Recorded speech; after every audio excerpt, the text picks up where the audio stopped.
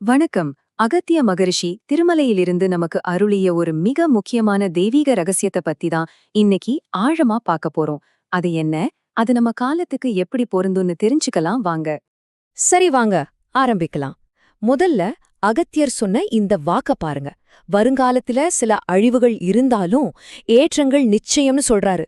இதுல ஒரு எச்சரிக்கை இருக்கு, ஆனா அதே சமயம் ஒரு பெரிய நம்பிக்கையும் இருக்கு இல்லையா?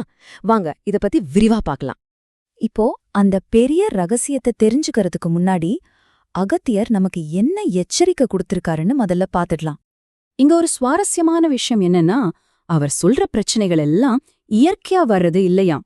அதாவது புயல் வெள்ளம் மாதிரி இல்ல, மனுஷனால செயற்கையா உருவாக்கப்பட்டு நம்மளோட புத்திய சிந்தனைய நேரடியா தாக்குற விஷயங்களாம். யோசிச்சு பாருங்க, இன்னைக்கு இருக்கிற இந்த டிஜிட்டல் உலகத்துல நமக்கு ஏற்படுற மனக்குழப்பங்களோட இது எவ்வளவு பொருந்தி போகுது இல்லையா? இப்போதான் விஷயத்தோட ஆழமே புரியுது பாருங்க. அகத்தியர் சொல்லப் போற அந்த ரகசியம் அது ஒன்னும் சாதாரண வார்த்தைகள் கிடையாது. சாக்ஷாத் நாராயணனோட நேரடி அனுமதியோட நமக்காக கொடுக்கப்பட்டது. அதனால இதோட முக்கியத்துவம் எவ்ளோ பெருசுன்னு நீங்களே புரிஞ்சுக்கலாம். சரி, அடுத்து நாம ஒரு பக்தரோட சோதனை காலத்துக்கு போக போறோம். இது வெறும் கதையா மட்டும் பார்க்காதீங்க. அகத்தியர் சொல்ல போற அந்த பெரிய ரகசியம் எப்படி யாருக்கு முதல்ல வெளிப்பட்டுச்சுன்றதுக்கான ஒரு திறவுகோலாவே இந்த கதை இருக்கு. நம்ம கதையோட நாயகன் திருவல்லிக்கேணி பார்த்தசாரதி கோயில் பக்கத்துல வாழ்ந்து வந்த ஒரு ஏழை பக்தர். அவரோட வாழ்க்கை எப்படிப்பட்டதுன்னா ரொம்ப எளிமையானது. யாராவது சாப்பாடு கொடுத்தா சாப்பிடுவாரு, இல்லையா அதுவும் அந்த நாராயணனோட செயல்ல அமைதியா இருந்துருவாரு. பாருங்க, அப்படி ஒரு அசைக்க முடியாத பக்தி. இங்கதான் நம்ம கவனிக்கணும், மனுஷனோட பார்வைக்கும் கடவுளோட நோக்கத்துக்கும் எவ்ளோ பெரிய வித்தியாசம் பாருங்க. அந்த பக்தர் கடவுள் என்ன கைவிட்டுட்டாருன்னு நினைச்சப்போ உண்மையிலே கடவுள் அவரை பக்குவப்படுத்திட்டு இருந்தாரு. இது நமக்கு ஒரு பெரிய பாடம். வருஷங்கள் ஓடுச்சு, பல 10 வருஷங்கள். அந்த பக்தரோட உடம்பு தளர்ந்து போச்சு, பார்வை மங்கிடுச்சு, பசில வாடுறாரு. ஆனா ஒண்ணு மட்டும் மாறவே இல்ல, அவரோட பக்தி. அந்த உச்சகட்ட சோதனை நேரத்துல கூட இறைவன் அவரை ஒரு நொடி கூட பிரியாம பாத்துக்கிட்டே இருந்தாரு. இப்பதான் கதையில ஒரு பெரிய திருப்புமுனை வரப்போகுது. அந்த முதியவரோட வாழ்க்கையோட போக்கே மாத்தப் போற ஒரு தெய்வீக தலையீடு நடக்க போகுது. என்னன்னு பார்க்கலாமா?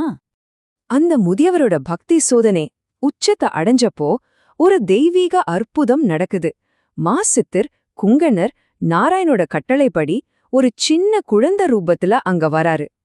எதுக்காக குழந்தை வடிவம்? அதுதான் இந்த கதையோட ஆச்சரியமே.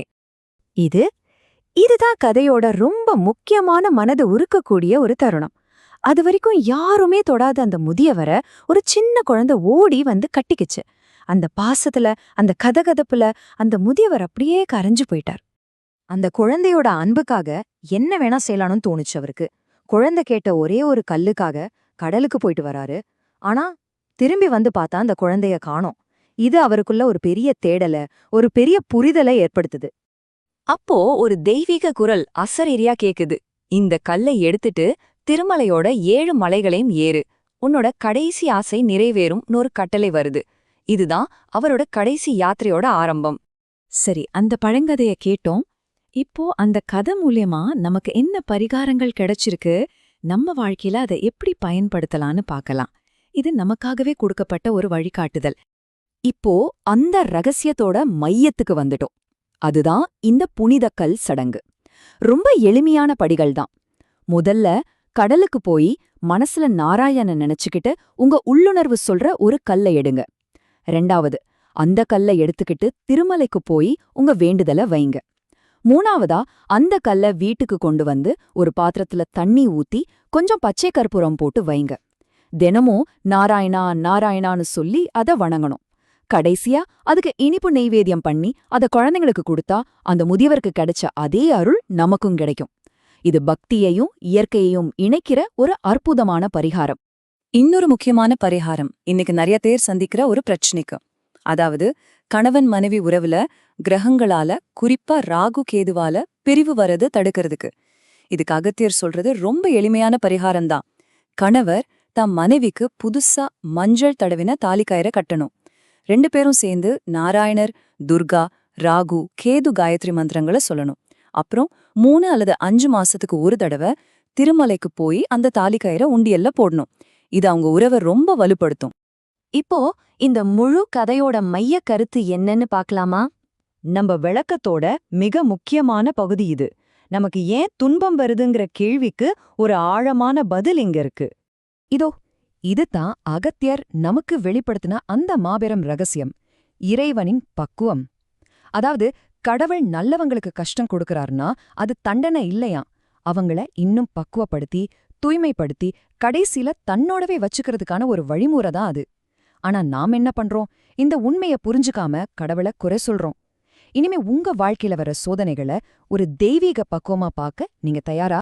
கடைசியா அகத்தியர் நமக்கு ஒரு முக்கியமான செயல்முறை வழிகாட்டுதல தர்றார். குறிப்பா செப்டம்பர் 8, 2025 ஆரம்பிக்கிற அந்த 9 நாட்கள்ல நம்ம முன்னோர்களுக்காக சில சடங்குகளை செய்ய சொல்றார். புனித நதிகள்ல குளிக்கிறது, தர்ப்பணம் பண்றது, அப்புறம் பசு, நாயின்னு மத்த உயிரினங்களுக்கு உணவு கொடுக்கறது மூலியமா முன்னோர்களோட ஆசிர்வாதத்தை முழுசா பெறலான்னு சொல்றாரு. நம்மளோட இந்த முழு விளக்கத்தையும் கேட்டதுக்கு அப்புறம் உங்ககிட்ட ஒரே ஒரு கேள்விதான். அகத்தியர் நமக்கு கொடுத்த இந்த தெய்வீக ரகசியங்களை உங்க வாழ்க்கையில பயன்படுத்த நீங்க தயாரா?